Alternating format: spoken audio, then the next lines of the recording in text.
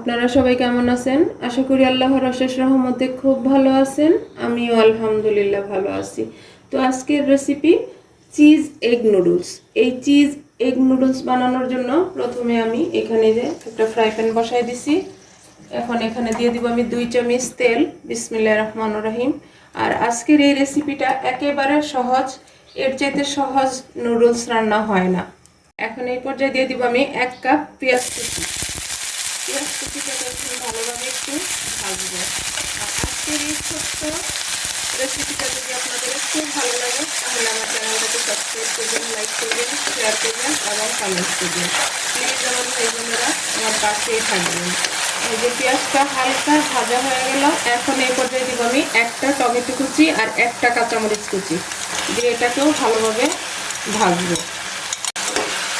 এইভাবে একটু ভাজবো। আর এখন সামান্য একটু লবণ দিব, দিয়ে দিলাম। দিয়ে এটাকে ভালোভাবে একটু লবণটার সাথে মিশাই নেব। এই যে পেঁয়াজ, কাঁচামরিচ, টমেটো একসাথে একটু কষানো হয়ে গেল। এখন এই পর্যায়ে আমি 3 চামচ দিব টমেটো সস। আমি এটাকেও ভালোভাবে একটু মিশাই দিব। আজকের এই রেসিপিটা একেবারে সহজ উপায়ে আমি আপনাদের সাথে শেয়ার করলাম। তো প্লিজ আমার নতুন রাঁধুনি, নতুন প্রজন্মের যারা আছেন তারা অবশ্যই বাসায় এটা ট্রাই করে দেখতে পারেন। আশা করি ইনশাআল্লাহ ভালো লাগবে, নিরাশ হবেন না। আর যারা ফেসবুক পেজ থেকে দেখতেছেন তারা প্লিজ আমার পেজটাকে লাইক, শেয়ার, কমেন্টস করে দিবেন। এখন এই পর্যায়ে দিয়ে দেবো আমি 1/2 কাপ পানি। এখন বলক আসা পর্যন্ত আমি অপেক্ষা করব। এই যে বলক চলে আসছে, এখন এই পর্যায়ে আমি দিয়ে দিব এখানে আমার 5 পিস নুডলস। এইভাবে আমি 2 ভাগ করে নিছি। এই যে দিয়ে দিচ্ছি, দিয়ে একেবারে সহজ না, দেখেন আমার প্রিয় ভাই বোনেরা, এর চাইতে সহজ নুডলস রান্না হয় কখনো না। এখন আমি ঢাকনাটা দিয়ে দিব, দিয়ে আমি 10 মিনিট হাই ফ্লেমেই রাখবো। 10 মিনিট পরে আবার লো করে দিব। যে 10 মিনিট হয়ে গেল আমার হাই ফ্লেমে রান্না করে। এখন এই পর্যায়ে আমি দিয়ে দিব নুডলসের প্যাকেটে যে মশলাটা আছে হাফ এখন দিব, হাফটা আবার পরে দিব। দিয়ে এটাকে একটু উল্টে পাল্টে দিব। দেখেন মাশাআল্লাহ লুকটা দেখেন। এই যে মাশাআল্লাহ সুন্দর একটা ফ্লেভারও চলে আসছে। আর কেউ যদি ঝাল বেশি খান তাহলে কিন্তু এখানে মরিচের গুঁড়োও দিতে পারেন বা চিলি ফ্লেক্স দিতে পারেন। আমার ছেলে মেয়েরা খাবে তো এই জন্য আমি ঝালটা আর বেশি দিলাম না। এই যে এখন এই পর্যায়ে আমি ঢাকনাটা দিয়ে চুলার আঁচটা একেবারে লো করে আরও 5 মিনিট রান্না করব। 5 মিনিট হয়ে গেল, মাশাআল্লাহ আমার নুডলসটাও অলমোস্ট হয়ে গেছে।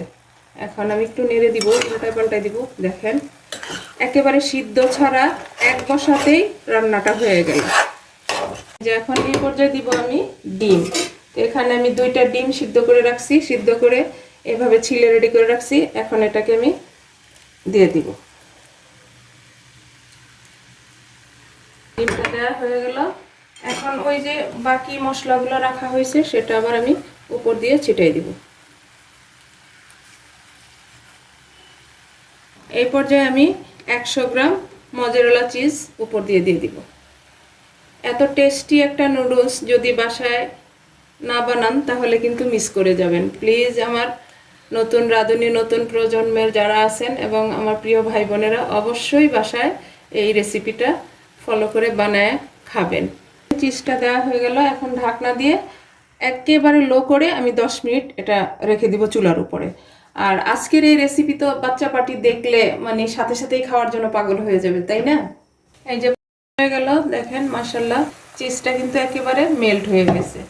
দেখেন এখন আমি চুলাটা অফ করে দিব আর নুডলসটাকে সার্ভ করে নিব। দেখেন হয়ে গেল আজকে আমার চিজ এগ নুডলস। মাশাআল্লাহ মাশাআল্লাহ, দেখতে যেমন সুন্দর, খেতেও মাশাআল্লাহ টেস্টি হবে। আর এটা তো গরম গরম না খাইলে এটার টেস্ট পাওয়া যাবে না।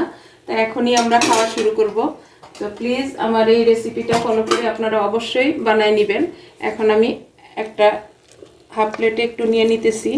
দেখেন মাশাআল্লাহ নুডলসটাও দেখেন একেবারে ঝরঝরে আর চিজে ঠাসা। এই যে দেখেন চিজে একেবারে ঠাসা।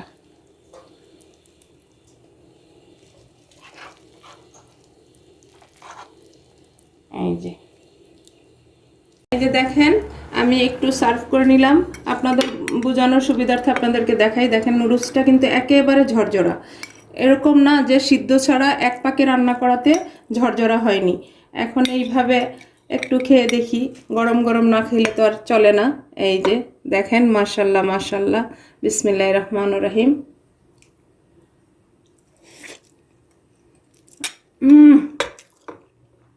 কি যে টেস্ট, সেটা আমি কিভাবে আপনাদেরকে বুঝাবো। আর একবার খেলে তো এটা কিছুতেই মন ভরবে না। এরকম চিজ সহ যদি এরকম একটা নুডলস হয় বিকেলবেলা, আর কি লাগবে, আর কিচ্ছু লাগে না। তো যাই হোক, আজকে আমার এই চিজ এগ নুডলস বানানো শেষ হয়ে গেল। আমি আপনাদের কাছ থেকে বিদায় নিব, আবার নতুন কোনো রেসিপি নিয়ে আসবো। আল্লাহ হাফেজ।